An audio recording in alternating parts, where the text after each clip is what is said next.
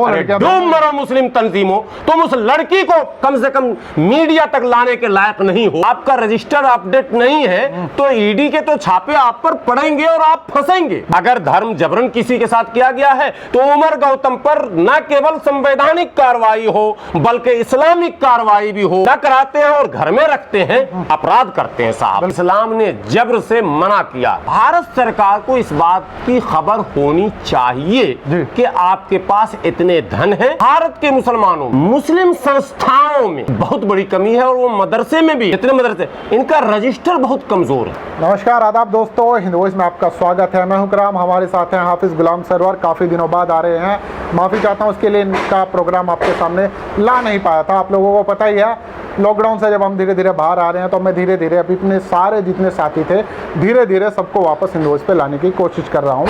तो हाफिज गुलाम सरवर आ गए हैं, तो उनसे बात करेंगे। और मुद्दा है हमारा धर्मांतरण का। एटीएस ने 2 गिरफ्तारी की थी और उसके बाद एक बाढ़ सी आ गई है पूरे उत्तर प्रदेश में और जगह जगह। जिसको ज़मीन भी कब्जानी है वो भी धर्मांतरण का सहारा ले रहा है, जिसको शादी करनी है वो तो धर्मांतरण का सहारा लेता ही है। तमाम अर्जी फर्जी तमाम तरह के चल रहे हैं, कुछ रियल हैं और ज़्यादातर इनमें जो है फर्जी है। लेकिन एक चीज़ देखने को मिल रही है, कोई भी इस ढंग पे फैक्ट के साथ बात नहीं कर रहा कि धर्मांतरण है या फिर अपना क्या कहते हैं अपने प्रोग्राम को, अपने जो स्पीच है या धर्म के जो भाषण है उसकी जो आज़ादी है उस पर भी बात करना ज़रूरी है। हाफिज साहब, मैं आपसे, मेरे सवाल हैं 2-3 आप लोगों ने सुन ही लिए, तो मैं आपसे पूछना चाहता हूँ, पहले अपनी राय बताइए क्या हुआ अचानक, और फिर अचानक एक बाढ़ सी क्यों आ गई? चुनाव है, पॉलिटिक्स है, या फिर उनका अपना मुद्दा है जो हमेशा चलता रहता है कहीं ना कहीं कुछ ना कुछ करते रहने का? देखिए, एक कंप्लीट एजेंडा है। अच्छा। और एजेंडा बार बार हम लोग कहते हैं कि आरएसएस का है। हाँ। शायद ये कहकर हम लोग और उसको बल प्रदान कर देते हैं। लेकिन ये अब कहा जाए कि एक गिरोह है जिसके पास ये एजेंडा है, धार्मिक तनाव बना रहे देश में और उसका राजनीतिक लाभ मिलता रहे, इससे अच्छा और कुछ हो भी नहीं सकता। लेकिन अगर हम उसको जो काउंटर करते हैं, किसी ने कहा इस्लाम में अमुक अमुक कमियां हैं, हमने कह दिया, कहने वाला यदि हिंदू है तो हमने कह दिया हिंदू धर्म में भी अमुक अमुक कमियां हैं, तो मतलब ये हो गया कि हिंदू और मुसलमान के बीच खाई तो हमने बढ़ा दी, लेकिन उसने जिस कमियों की ओर इशारा किया उसका प्रॉपर हमने जवाब नहीं दिया। और बजाय इसके कि हम जवाब देते, हमने भी 2-4 इल्ज़ामात उस पर लगा दिए, यही कहा जाएगा। और यही हो रहा है। अब आपने धर्मांतरण का सवाल किया। धर्मांतरण को लेकर उमर गौतम और मुफ्ती इलियास की गिरफ्तारी के बाद जो वातावरण बनाया गया है राजनेताओं और मेन स्ट्रीम मीडिया की तरफ से, आश्चर्यजनक रूप से जिस दिन से ये घटना घटी है, 5 चैनल ऐसे हैं जिसका नाम मैं नहीं लूंगा, जिसके यहाँ प्रतिदिन, शायद आज भी अगर खोलकर देखेंगे तो आज भी वो चल रहा होगा। तो पर मुझे ये बताइए ना, वो चल रहा है एक अलग बात है, मौका किसने दिया? मुझे आप 10 आदमी ऐसे बताइए जो आकर ये कहें कि मैं पहले मुसलमान था अब हिंदू बना हूँ। लेकिन आपको 50 आदमी रोजाना छोटे छोटे यूट्यूब चैनल पर ऐसे मिलेंगे कि पहले मेरा ये नाम था, मैं मुसलमान हूँ। तो मौका कौन दे रहा है भाई? मैं इस पर भी आ रहा हूँ। हाँ। कुछ यूट्यूब चैनल्स भी इसमें सक्रिय हैं। हाँ। उनके पास कोई इश्यूज और कोई मुद्दे नहीं हैं। हाँ। हमसे भी कई लोगों ने फोन किया कि आप इस पर क्यों नहीं बोलते। मैंने कहा क्या बोला जाए। हाँ। मैं जब बात करूंगा संवैधानिक बात करूंगा। मैं उस व्यक्ति की तलाश में नहीं जाऊंगा कि कोई मुसलमान था हिंदू कब हुआ, कोई हिंदू था मुसलमान कब हुआ, कोई सिख था तो ईसाई कब हुआ, ईसाई था तो मुस्लिम कब हुआ। इससे मेरा कोई लेना देना नहीं है। मैं केवल और केवल संवैधानिक बात करने का आदी हूं। और आज भी मैं आपके चैनल पर कह रहा हूं, भारतीय संविधान जो है वो भारत का मालिक और मुख्तार है। भारत चलेगा तो संविधान से चलेगा और संवैधानिक संकट पैदा किया जा रहा है और उसमें दोनों ओर से लोग हैं शामिल, बिल्कुल वन साइड नहीं कि वो कर रहे हैं। अभी आपने अच्छा याद दिला दिया कि एक एक चेहरे लाए जा रहे हैं। इनका नाम रमेश था, अब ये जो है मोहम्मद फला हो गए हैं। अजीब मामला है, हो गए। ये हमको तुम क्यों दिखा रहे हो या सरकार को क्यों दिखा रहे हो? वही तो मैं कह रहा हूँ, उससे तो भड़क रहे हैं ना लोग। बिल्कुल बिल्कुल बिल्कुल। मैं अब बता रहा हूँ, मुसलमान है, एक मतलब निजी तौर पे भावना, एक आम मुसलमान से अगर हम पूछते हैं भाई तुम हिंदू बनोगे तो क्या, क्यों बनूंगा भाई? अगर वो उसके सामने कोई और बनता भी है तो उसे गुस्सा तो आएगा ना, यार मेरे धर्म के लोग दूसरे धर्म में जा रहे हैं, तो आप भावनाएं तो भड़का रहे हैं ना। बिल्कुल बिल्कुल, दोनों तरफ से भावनाओं को भड़काने का खेल हो रहा है। लेकिन असल मुद्दा क्या है जी? मुद्दा जो असल है वो ये है कि भारतीय संविधान के वो तमाम अनुच्छेद, विशेषकर मौलिक अधिकारों से संबंधित जो अनुच्छेद हैं, पूर्ण रूप से हमें स्वतंत्र करते हैं कि हम अपनी आस्था के अनुसार, हम हिंदू रहें, मुस्लिम रहें, सिख रहें, ईसाई रहें, मस्जिद जाएं, मंदिर जाएं, चर्च जाएं, गुरुद्वारा जाएं, ये मेरी मर्जी है, मेरा निजी मामला है, इस पर किसी का कोई अधिकार नहीं है। यहां तक कि हमारे माँ बाप भाई का भी अधिकार नहीं है। मेरी पत्नी पर भी मेरा यह अधिकार नहीं है कि मैं उससे जबरन कहूं कि तुम इस धर्म में रहो। यदि वो मने मुताला करती है, पढ़ती है, उसे कोई धर्म अच्छा लगता है तो वो स्वतंत्र है कि उस धर्म को स्वीकार कर सकती है। ये तो एक सवाल का जवाब है। इसको इशू कहीं से नहीं बनाया जाना चाहिए। दुर्भाग्य से दोनों तरफ से, एक तरफ तो मेन स्ट्रीम मीडिया जो सरकार का प्रवक्ता है, दूसरी तरफ कुछ यूट्यूब चैनल्स हैं जो अपने आप को मुसलमानों का प्रवक्ता बनाने की कोशिश में लगे हुए हैं। उन्हें मेन इश्यू से कोई मतलब नहीं है और उनके व्यूवर्स भी मुस्लिम ज्यादा हो और जो जज्बाती लोग हैं वो उनको ज्यादा देखें, शेयर करें, उनका कुछ पैसा बन जाए, यही उनका भी टारगेट और यही निशाना होता है। यही उनकी मोनोपोली है जो आगे बढ़ा रहे हैं वो। ठीक, मुद्दा यह है कि जब मैं अपनी पत्नी पर भी जब्र करने का अधिकार नहीं रखता हूं, संवैधानिक, अब ये मैं मुसलमान हूं, बहैसियत मुसलमान मैं ये कह रहा हूं और जिम्मेदारी के साथ कह रहा हूं कि बहैसियत मुसलमान भी मैं अपने आल औलाद और बीवी बच्चों पर भी जब्र करने का हक नहीं रखता हूं, क्योंकि इस्लाम ने जब्र से मना किया। हाँ, मैं अपनी भावनाएं, मैं अपने ज्ञान परोस सकता हूं, मैं उन्हें समझा सकता हूं। यह अधिकार इस्लाम ने भी दिया और संविधान ने भी दिया। ठीक है। जैसे धर्म प्रचार, ठीक है, अब आर्टिकल 25 है, आर्टिकल 26 है, 27 है। भारतीय संविधान के अनुच्छेद 25, 26, 27 को पूरी तरह से पढ़ें तो पूरी तरह से धार्मिक स्वतंत्रता बताई जाती है। आप धर्म का प्रचार प्रसार करें, उसके लिए संस्थाएं खोलें, धन इकट्ठा करें। जी, धन की बात भी मैं कह रहा हूं, यानी प्रचार प्रसार के लिए अगर आवश्यक धन की जरूरत है तो उसका भी मैनेजमेंट करना है, उसकी स्वतंत्रता भी संविधान दे रहा। लेकिन सवाल खड़ा होता है, धन जब भी आप रखेंगे तो जिस देश में भी है, हम भारत में हैं तो भारत की बात, भारत सरकार को इस बात की खबर होनी चाहिए कि आपके पास इतने धन है और इसका इस्तेमाल ऐसे ऐसे किया जा रहा। एक कमी अपनी तरफ से पहले बता दूं, भारत के मुसलमानों में, मुस्लिम संस्थाओं में एक बहुत बड़ी कमी है और वो मदरसे में भी है। जितने मदरसे, इनका रजिस्टर बहुत कमजोर है। अच्छा, इनका अकाउंटेंट बहुत कमजोर है, ये अपडेट नहीं होते हैं, इन्हें सीए से मतलब नहीं है। ये सिर्फ सरकार पर इल्जाम लगाएंगे कि हमारे साथ भेदभाव किया जा रहा। अरे साहब, आप जब अकाउंटेंट आपके पास नहीं है, आपका रजिस्टर अपडेट नहीं है, तो ईडी के तो छापे आप पर पड़ेंगे और आप फंसेंगे। बिल्कुल। जब संवैधानिक अधिकार आपको है तो साथ में आपको यह भी कहा गया है कि आपके पास चाहे अरब रुपए क्यों ना हो, सरकार की नजर में यह बात होनी चाहिए। सही बात। आय का स्रोत और व्यय का स्रोत दोनों जब आप नहीं दर्शाएंगे, यानी कि पारदर्शिता यदि नहीं है, तो आप संवैधानिक दृष्टिकोण से देश के मुजरिम हैं, यानी आर्थिक अपराध आपने किया है। जिन लोगों ने भी आर्थिक अपराध किया है धर्म की आड़ में, अब देखिए धर्मांतरण का कनेक्शन कहां कहां जा रहा। एक तरफ जहां मौलाना उमर गौतम और मुफ्ती साहब को पकड़ के यह कहा जा रहा है कि यह जबरन धर्म परिवर्तन करा रहे थे, यह आरोप है। इसकी लड़ाई तो आर्टिकल 25 से हम लड़ लेंगे कि जबर है ही नहीं। जिन लोगों ने धर्म परिवर्तन किया वो अपना बयान रिकॉर्ड कराएं। अगर धर्म जबरन किसी के साथ किया गया है तो उमर गौतम पर न केवल संवैधानिक कार्रवाई हो बल्कि इस्लामिक कार्रवाई भी हो, क्योंकि इस्लाम ही अनुमति जब नहीं देता है आपको जबरन परिवर्तन कराने का, तो आपने ऐसा काम क्यों किया। ये तो बात हो गई पॉइंट की आपकी। लेकिन अब दूसरा प्रश्न लेकिन ईडी कैसे इंटर करते हैं? जब ईडी इंटर करता है और उसकी छापेमारी होती है तो पता चलता है कि मामला कुछ गड़बड़ झाला है।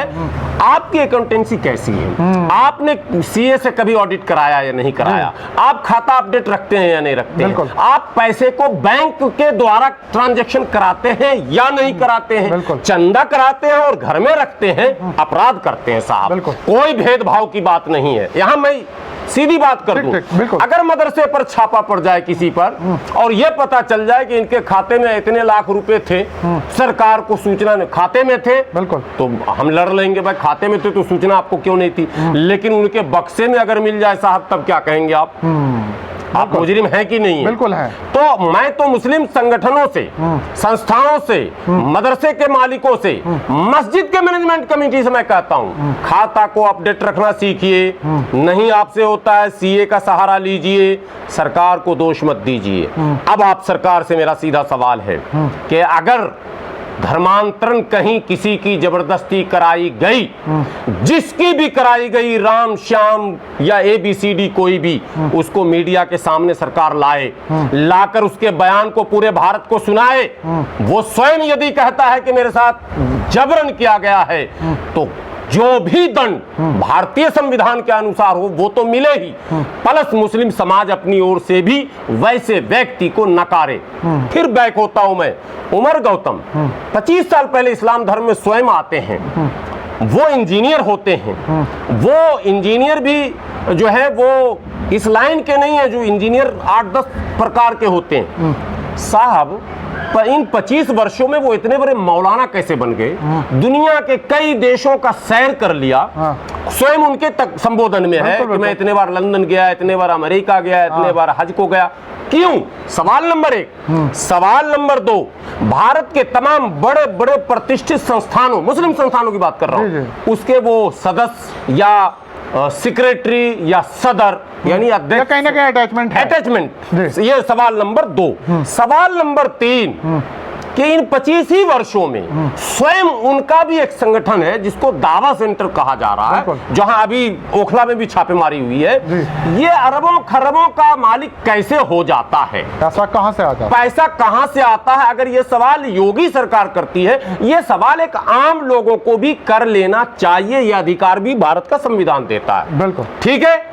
अब इसको नेगेटिव बोल लेंगे, भक्त है, मोदी भक्ति नहीं और भक्त भी हैं। बिल्कुल बिल्कुल, सब तरह के लोग। लेकिन ये सवाल है, मैं पैदा हुआ मुस्लिम घराने में, मदरसे में 10 साल पढ़ा, उसके बाद स्कूल कॉलेज गया, फिर सामाजिक जीवन में 15 वर्षों से हूं और लगातार जो भी मेरे पास दाल रोटी है वो खाकर निकलता हूं।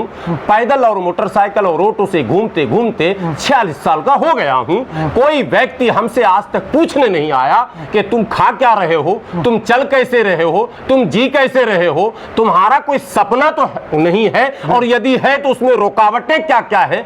मौलाना उमर गौतम से इतनी जबरदस्त वाली मोहब्बत अचानक क्यों हो गई?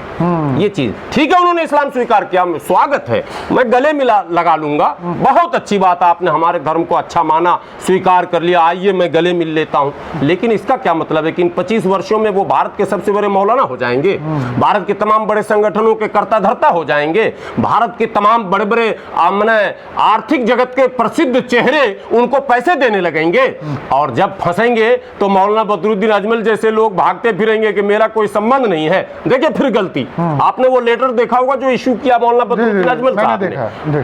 क्या मतलब है? कुल मिलाकर ये पथ से भटके हुए लोग हैं। ये मैं अपने लोगों से कह रहा हूं, सावधान, बिल्कुल सावधान हो जाइए। भारत में आप रह रहे हैं, संवैधानिक व्यवस्था है, और बात संवैधानिक कीजिए और काम भी संवैधानिक कीजिए। किसी सरकार के माँ ने दूध नहीं पिलाया है कि यदि आप 100% संविधान पर चल रहे हो फिर भी वो आपको परेशान करे, ऐसा संभव नहीं है। और संभव भी अगर हुआ है, मैं ये कह रहा हूं, तो इन लोगों के कारण हुआ है। अब उसके विषय में आप सुने उदाहरण, गिरफ्तारी हो गई, सन्नाटा है ये नहीं, आप बताइए किसके ऑन रिकॉर्ड बयान है? जमीयत उलमाए हिंद के बयान है क्या? नहीं है। जमात इस्लामी एक फॉर्मेलिटी लोग निभा रहे, कोई ट्वीट कर दिया, किसी ने एक छपवा लिया, प्रेस को डाल दिया, उर्दू अखबार वाले ने छाप दिया, द हिंदू ने छापा क्या, टाइम्स ऑफ एक्सप्रेस ने छापा क्या, हिंदी के बड़े अखबारों ने छापा क्या, एशियन एज ने, किसने छाप दिया आपको? इसका मतलब छपवाने की इच्छा नहीं थी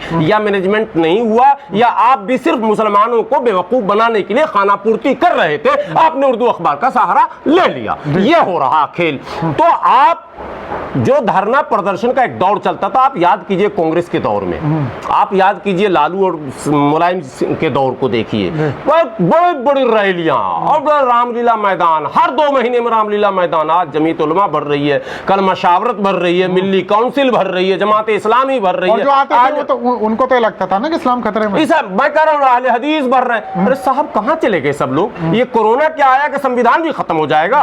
अरे कोरोना से इंसान पे हमला हो रहा है कि संविधान पे हमला हो रहा? आप क्यों सोए हुए? आप संवैधानिक बात करने से डर क्यों रहे हैं? क्या वाकई मोदी सरकार ने आपको भी ले लिया खोपचे में? इसका मतलब है कि आपके पास भी वही काला धन आया नहीं तो गया कहां? यही दबाव लगता है।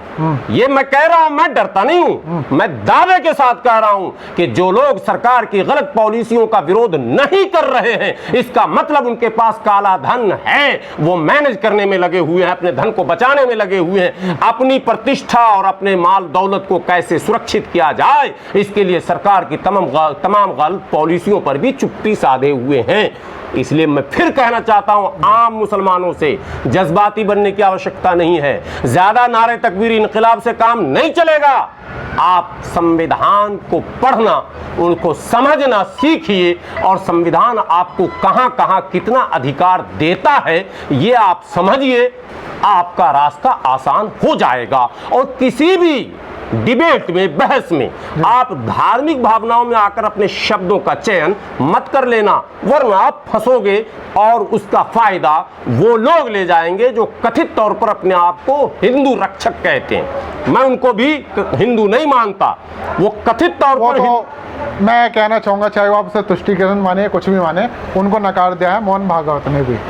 मोहन भागवत जी का भी बड़ा फलसफाना बयान आया, क्या साइकोलॉजिकल अटैक हुआ साहब, मैं उस पर अभी कुछ बोलूंगा नहीं, उस पर हम बाद में बात करेंगे। आपकी हिंदू रक्षा वाली बात पे मैं बात कह रहा हूँ। मैं एक बात दरमियान में आखिरी कह दूं, मैं भारत के मुसलमानों के भविष्य को लेकर चिंतित हूँ, और ये चिंताएं इसलिए अब बढ़ रही हैं कि उन जिन संगठनों को सैकड़ों वर्षों से हमने अपना रहनुमा, हमने अपना लीडर माना है और उनके तमाम शब्दों पर यस कहा है, कभी नो नहीं कहा है, उन लोगों के गत 1 दशक से जो कारनामे सामने आ रहे हैं, जो गतिविधियां आ रही हैं, जो स्टेटमेंट्स आ रहे हैं, जो बयानात आ रहे हैं, वो कहीं भी मुस्लिम समाज के हित में भी नहीं है और भारतीय समाज के भी हित में नहीं है। और ये खाइयां जो बढ़ाई जा रही है सुनियोजित ढंग से, धार्मिक खाइयां, ये ले डूबेगा साहब।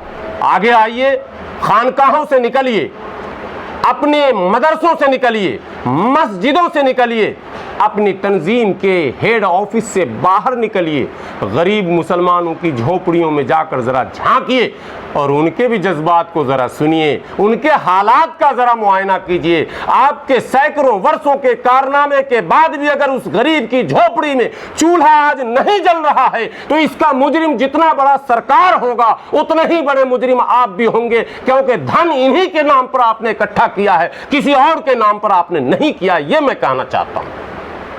बहुत बहुत शुक्रिया, आपने दोनों पक्ष रखे, जबरन धर्म परिवर्तन का भी और काले धन का भी।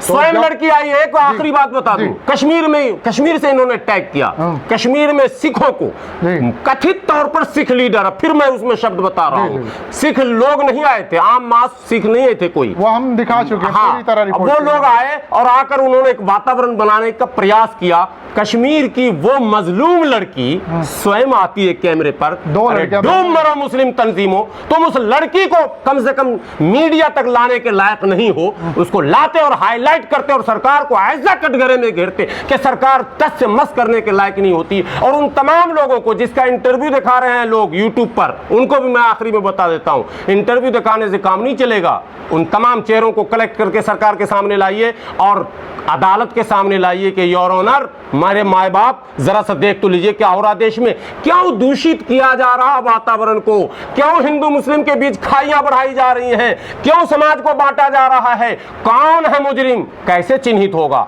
जब हम खड़े होंगे बोलने, तब पता चलेगा कि कौन राष्ट्रभक्त है, कौन देश से प्रेम करता है और कौन कथित तौर पर राष्ट्रभक्ति का पाखंड करता है। ये पता चलना बहुत ज़रूरी है इस देश में, इसलिए मैं ये अपील कर रहा हूँ। बहुत बहुत शुक्रिया सर, आपसे नेक्स्ट एपिसोड में जल्दी मुलाकात करेंगे। जनता पर छोड़ते हैं, आपके विचार क्या है नीचे कमेंट ज़रूर कीजिएगा और अगले एपिसोड में जल्दी इनसे मिलाऊंगा। तब तक के लिए दीजिए इजाज़त।